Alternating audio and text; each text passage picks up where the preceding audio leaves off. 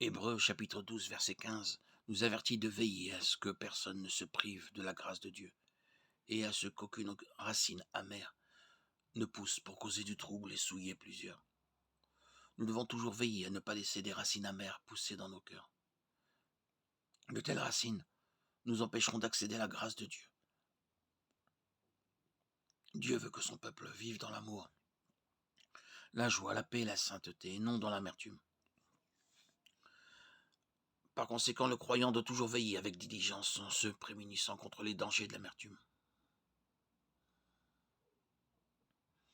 Que toute amertume, toute animosité, toute colère, toute clameur, toute calomnie, toute espèce de méchanceté disparaissent du milieu de vous. Soyez bons les uns envers les autres, compatissants, vous pardonnant réciproquement, comme Dieu vous a pardonné en Christ. Éphésiens 4, 31-32. Éphésiens chapitre 4.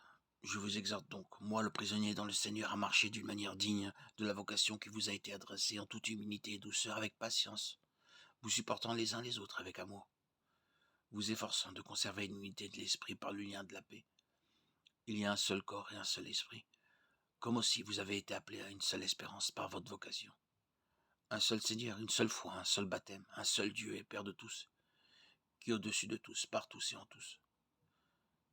Mais à chacun de nous, la grâce a été donnée selon la mesure du don de Christ. C'est pourquoi il est dit, lorsqu'il monta dans les hauteurs, il conduisit une armée de captifs, et il a fait des dons aux hommes.